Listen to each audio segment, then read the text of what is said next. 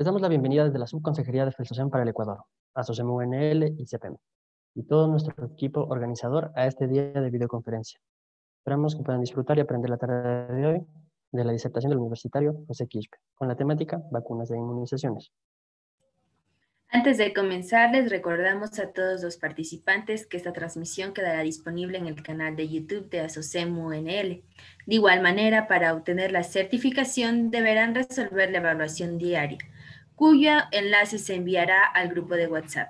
Les recordamos además que cada sesión se proyectará una palabra clave para la confirmación de su participación.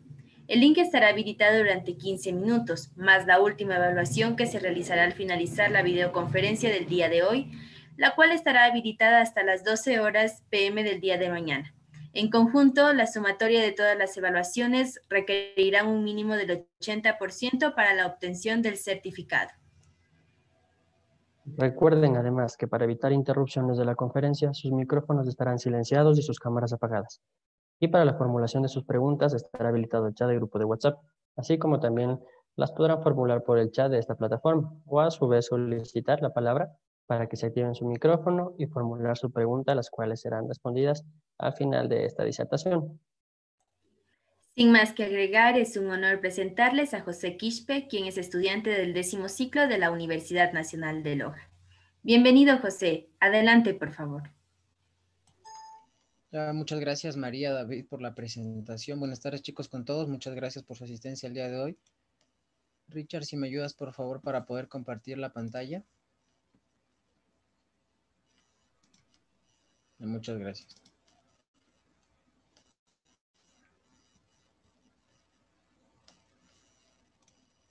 Bueno, chicos, como ya lo mencionaron, la temática que vamos a tratar el día de hoy es acerca de inmunizaciones y vacunas. Ya, vamos a tratar sobre el área de pediatría, hablando de inmunizaciones y vacunas. Entonces vamos a empezar. Considero importante que para el inicio de esta temática de inmunizaciones y vacunas, abordar un poco lo que consiste en respecto al ámbito de inmunología. A lo mejor algunas personas todavía no han abordado este ámbito, algunas lo han abordado y por ahí a lo mejor se nos están escapando algunas ideas de la misma. Voy a explicar de manera general, de manera breve, para no aburrirnos mucho en esta conferencia.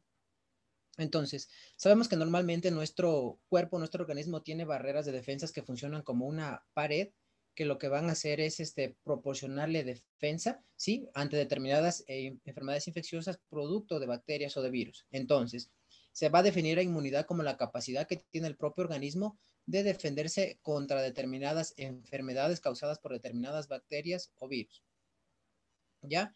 Ahora, tenemos que tener siempre en cuenta de que podemos adquirir la inmunidad de dos maneras. La primera, que se dará mediante una inmunidad natural, que es producto de nuestro propio organismo que produce propias defensas, es decir, cuando hemos estado expuestos anteriormente ante una determinada enfermedad infecciosa producto de bacterias o de virus. Y la segunda manera es por la inmunización que se produce producto de las vacunas, ¿ya? Algo que se debe tener en claro también es que con la implementación de los esquemas de vacunación a nivel mundial, ha disminuido progresivamente las tasas de mortalidad en cuanto a enfermedades mortales, como es el caso de las enfermedades, por ejemplo, por la difteria, la poliomielitis, entre otras enfermedades. Mientras que algunas enfermedades han sido erradicadas por completo, como es el caso de la viruela, y otras vacunas se están implementando o a su vez no existen aún para determinadas enfermedades, como es el caso del virus del ébola, para ciertas enfermedades de transmisión sexual como el VIH, sífilis, gonorrea, entre otras.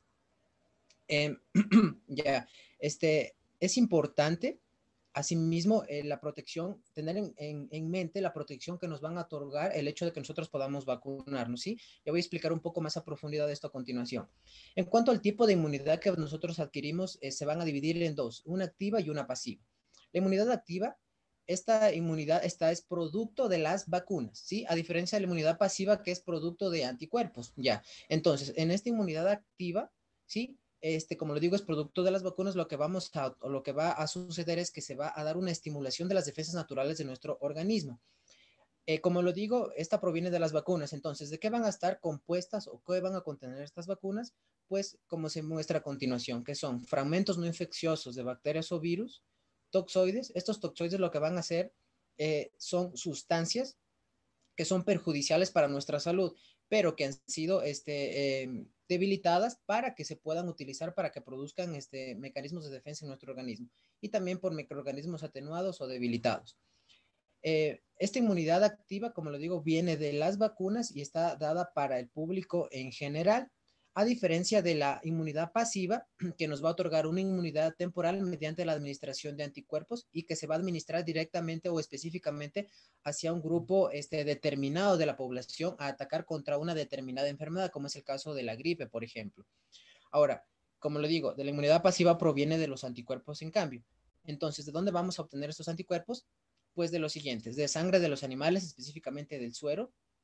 De los animales que se obtiene estos anticuerpos generalmente son los caballos, que son animales muy fuertes, que son sometidos a determinadas enfermedades o determinadas enfermedades infecciosas y a ciertas toxinas, de tal manera que generan inmunidad, y de aquí se obtienen los anticuerpos. También de la sangre de personas o de personas con anticuerpos ante una enfermedad. Es decir, estas dos características van de la mano, porque una vez que la persona ha desarrollado la inmunidad, entonces se producen anticuerpos que van a atacar o a combatir contra este determinado virus o bacteria que está atacando a nuestro organismo, de tal manera que produce anticuerpos, y estos se utilizan para para combatir otras enfermedades. Y de células productoras de anticuerpos, que son generalmente provenientes de las células de ratón obtenidas en laboratorios. Ya, en cuanto a las vacunas, ya se habló un poco más o menos de una ligera definición de vacunas, simplemente acotando que se define como una suspensión de microorganismos atenuados o microorganismos inactivados que se administran para producir inmunidad.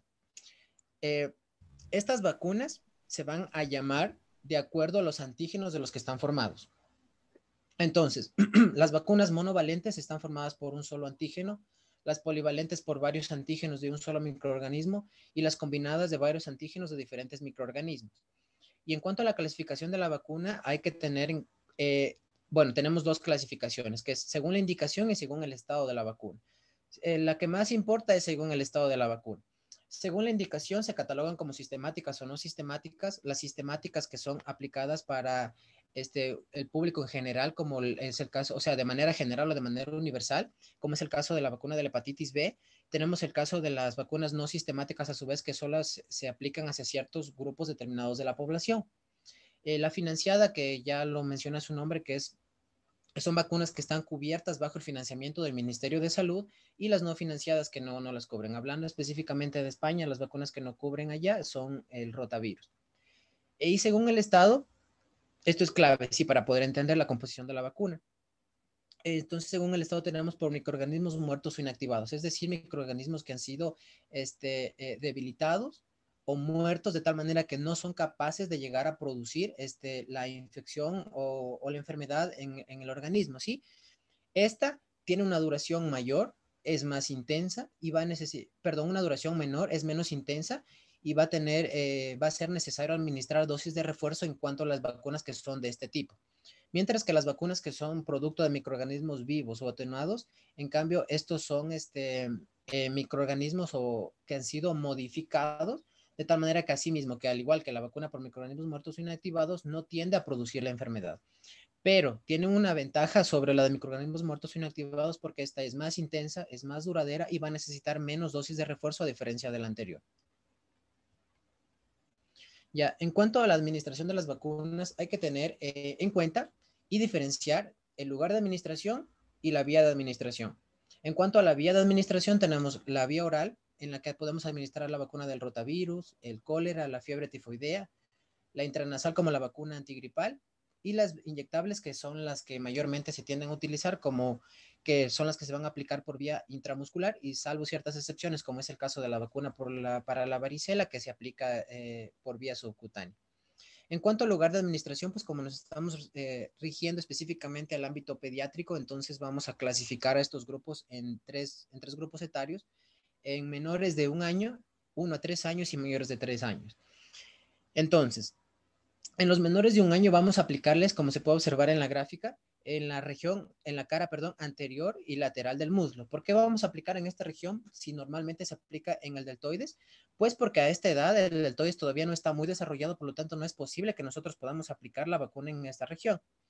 Ya, en cambio, entre el grupo etario de 1 año a 3 años, vamos a aplicar la vacuna ya en el muslo, en la región medial del muslo. Esto es lo ideal aplicarle en este lugar, salvo ciertas excepciones en las que no se puede aplicar en este lugar, en la que ya podemos aplicar a nivel de deltoides. Pero lo ideal en este grupo etario es en el muslo. Y los mayores a 3 años aquí sí aplicamos a nivel de deltoides y asimismo que en el caso de que haya excepciones se puede aplicar en el muslo.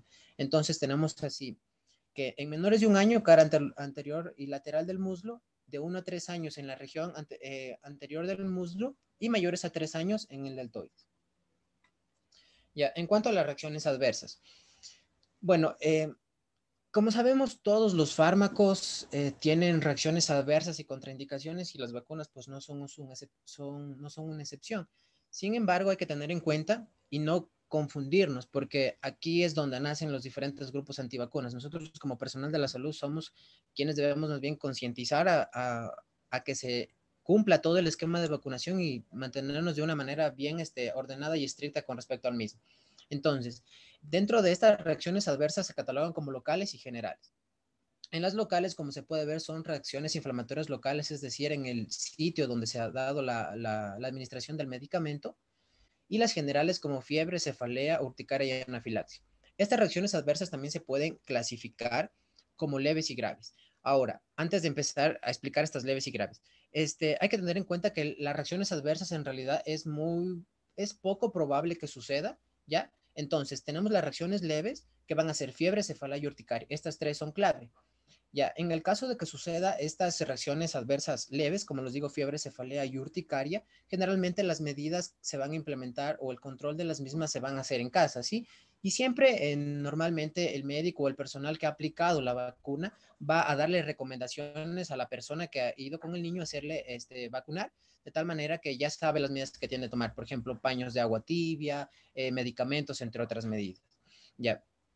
En cuanto a las reacciones graves, como es la anafilaxia, en realidad es muy raro que suceda un shock anafiláctico por la administración de las vacunas, ¿sí?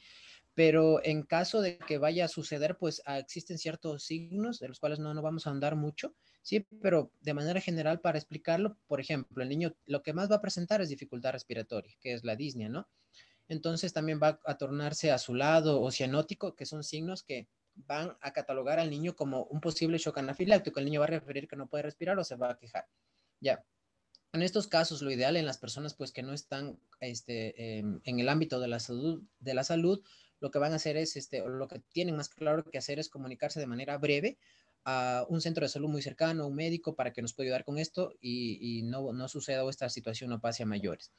Ahora, en el caso de que sea la primera vez que se administre una vacuna y suceda un shock anafiláctico, generalmente pues esto no se va a prevenir, ¿no? Porque es la primera vez. En el caso de que sea una segunda vez, y ya pues como tenemos un historial, debemos, tomar ciertas medidas de precaución contra la siguiente dosis de administración de la vacuna. Por ejemplo, si es que ha sucedido una vez un shock anafiláctico, en la segunda vez vamos a administrar la vacuna, ya sabemos lo que sucedió anteriormente, entonces vamos a tener medidas de la misma. Y por lo menos se debe revisar mínimo en caso de que se vaya a aplicar la vacuna, tenemos que tener mínimo un intervalo de 30 minutos de revisión del niño antes de que suceda una posible reacción adversa. Esto solamente hablando dentro del ámbito de la vacunación.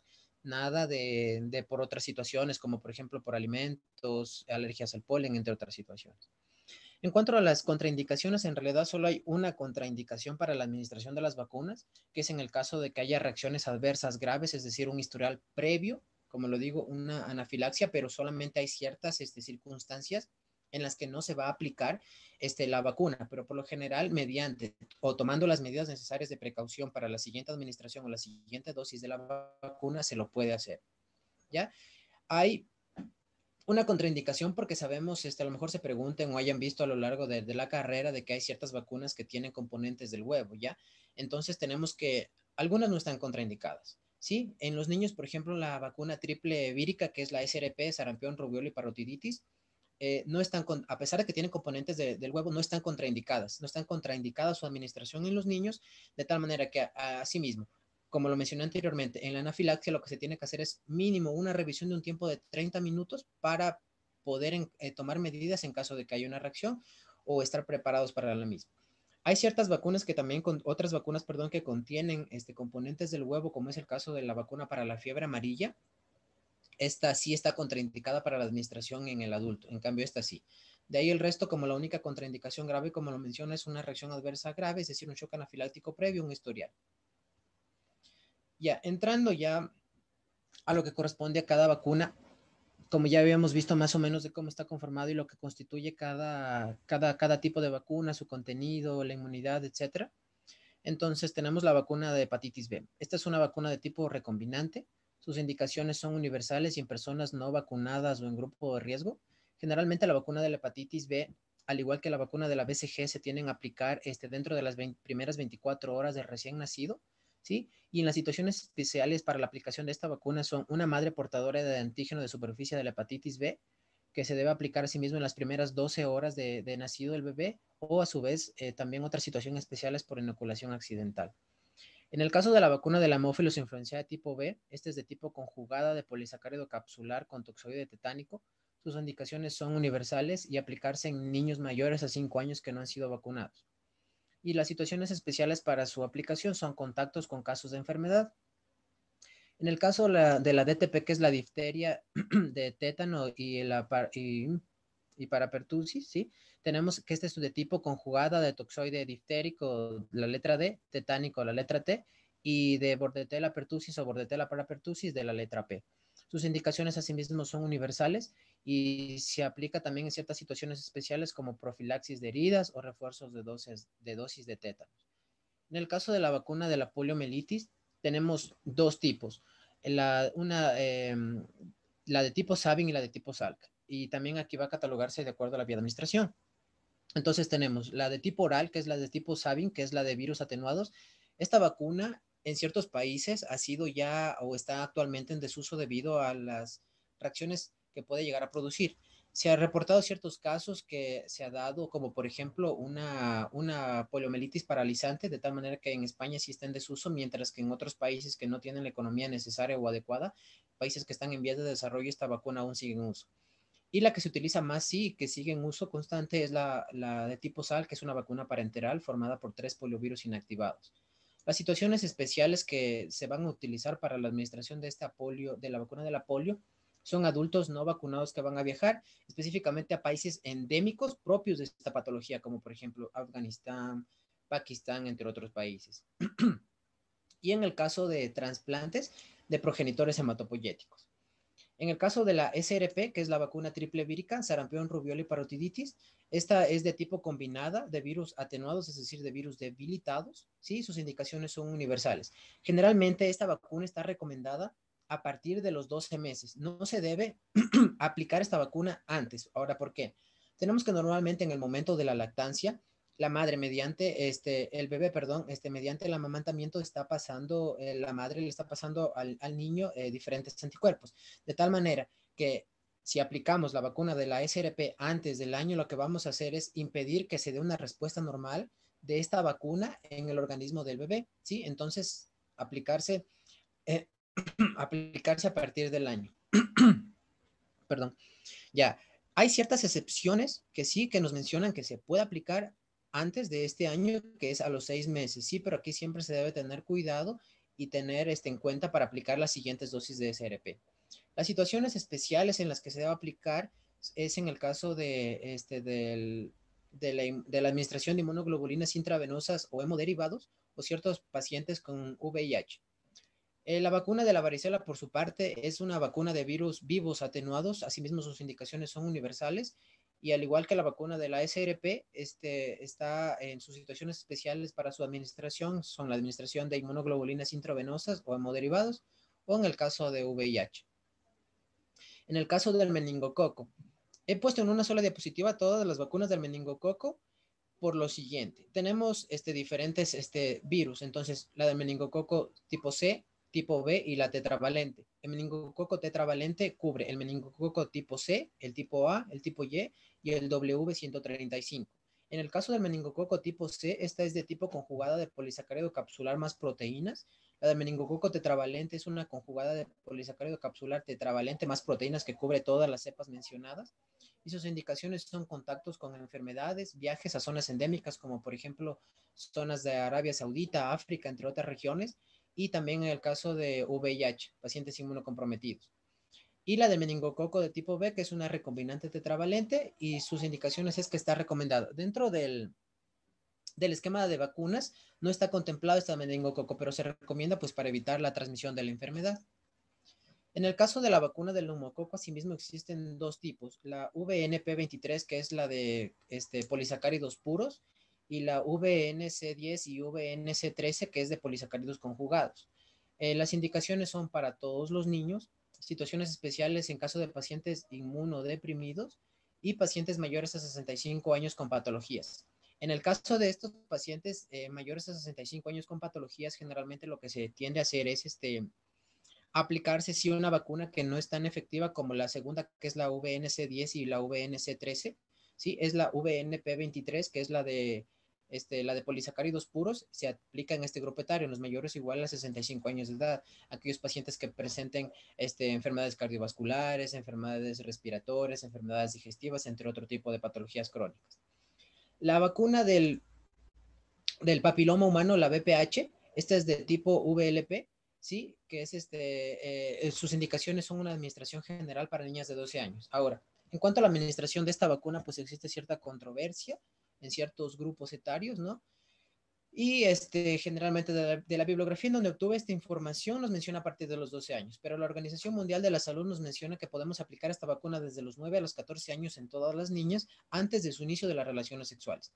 Existen tres tipos de vacunas del VPH, sí, no vamos a ahondar tampoco en esto, pero van a cubrir las diferentes cepas, tanto las cepas que van a producir verrugas genitales y las cepas que van o que tienen mayor riesgo para producir cáncer cérvico-uterino o cáncer de cervix. En el caso de la vacuna de la gripe, el tipo de son subunidades del virus obtenidas de la gallina, sí, se obtiene de este animal, y las indicaciones son en personas mayores a 65 años, embarazadas, asimismo se considera dentro de este grupo en enfermedades crónicas, pacientes inmunodeprimidos y personal sanitario. En el caso de la vacuna del rotavirus, esta es de tipo virus atenuado, virus debilitado, se aplica a las 6 y 24 semanas de vida del niño, y la hepatitis A asimismo es de tipo virus inactivado, se recomienda para viajeros a zonas endémicas propias de esta patología, en el caso de que algún familiar haya sido contagiado con este tipo de enfermedad, en el caso de hepatopatías crónicas, pacientes con VIH y receptores de hemoderivados. En cuanto al calendario vacunal del Consejo Interterritorial a nivel del Ecuador, bueno, esto es prácticamente un esquema que contamos en nuestro país para que nos va a indicar el número de dosis, vía de administración y la cantidad de medicamento que vamos a administrar cada vez que tengamos que llevar al niño a vacunar. Entonces, esto es simplemente lo mencionado anteriormente. Ya, aquí se muestran el número de dosis asimismo que se deben administrar. Generalmente, asimismo, como lo habíamos tratado, que para el lugar de administración vamos a clasificarlo en un grupo etario, asimismo tenemos aquí menores de un año, de 12 a 23 meses y de 24 a 59 meses. En estos grupos, generalmente en los menores de un año, creo que es algo obvio, vamos a administrar por primera vez la vacuna y vamos a administrar otras dosis. Y los refuerzos van a empezar a partir del primer año de vida. Generalmente, tenemos las que se van a aplicar dentro de las primeras 24 horas de vida, son la BCG y la hepatitis B ya mencionada anteriormente. Creo que explicar un poco más de esto, teniendo el calendario de vacunal a la mano, no es tan como que importante para no aburrirlos tanto en esta parte. Ya, en cuanto a la vacunación acelerada, tenemos que esta es una herramienta para actualizar el calendario vacunal. Entonces, ¿en dónde vamos a utilizar esta vacunación acelerada? Tenemos que esto vamos a utilizarlo primeramente en niños que no han cumplido su esquema de vacunas a tiempo, en niños que están en adopción, ¿sí? Que generalmente tampoco tienen las vacunas, o en niños inmigrantes, en estos grupos etarios. ¿Qué vamos a lograr con esto? Vamos a lograr que nuestro sistema inmune con adquiera la inmunidad para poder defenderse entre estas enfermedades infecciosas ya mencionadas anteriormente. Entonces, digamos que nos encontramos entre un niño de 2 años en el cual no tenemos como evidencia un esquema de vacunación. Entonces, lo que vamos a hacer es asumir que este niño no tiene ninguna de las vacunas correspondientes a este grupo etario y se las vamos a administrar. Ahora, no es que se las vayamos a administrar de golpe, sino vamos a recurrir a las ciertas dosis. Digamos que administramos una determinada dosis, vemos el tiempo que debemos esperar para la aplicación de la siguiente dosis y vamos a continuar aplicando de esta manera. Sí, de tal manera que podamos igualar el esquema de vacunación. Sí, para esto nos sirve la vacunación acelerada, para estar al día con el esquema de vacunas.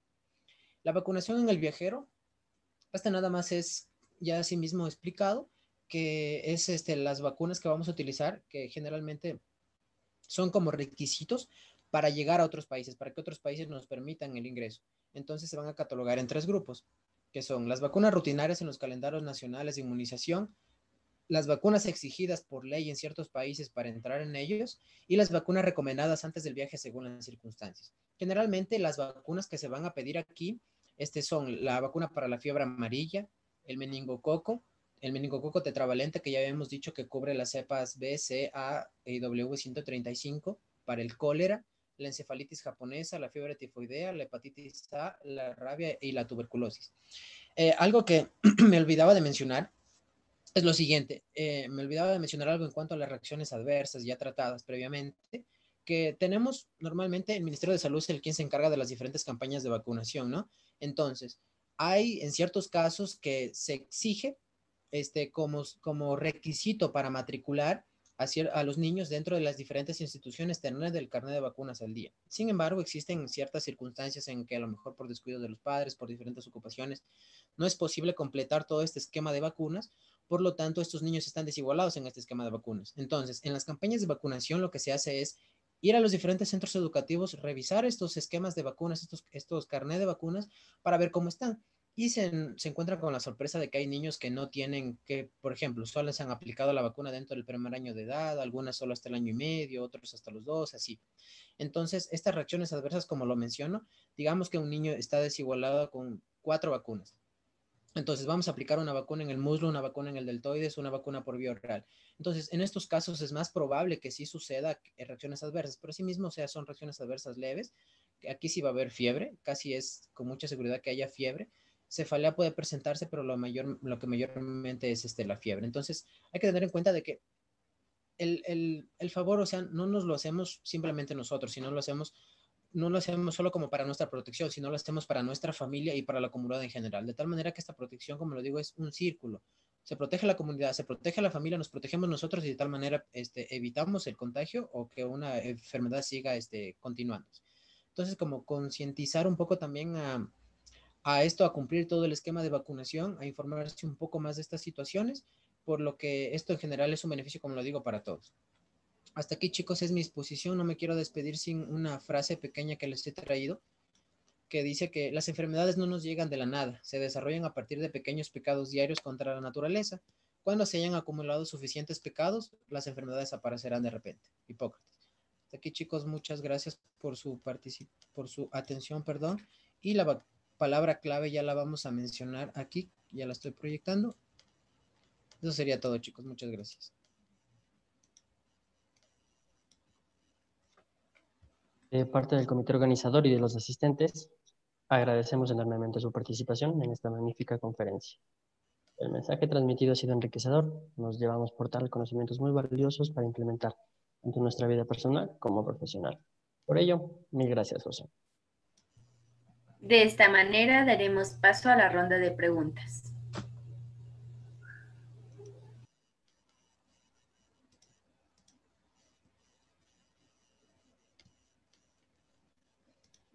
Para realizar sus preguntas, les recordamos que tienen activados los chats tanto de WhatsApp como el de la plataforma de Zoom. O pueden realizar su pregunta levantando la mano y encendiendo el micrófono.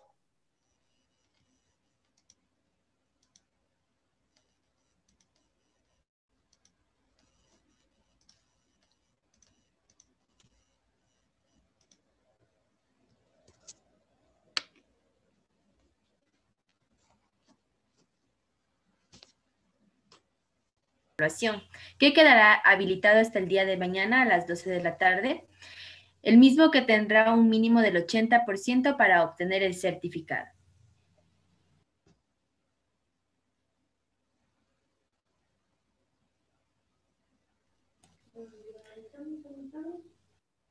Parece que tenemos una pregunta.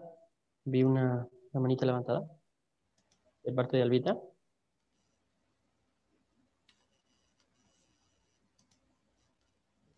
No. Desde la Subconsejería de Prestación para Ecuador, asociamos en el Loja Ecuador SP y todo nuestro equipo organizador, les deseamos que tengan una feliz noche.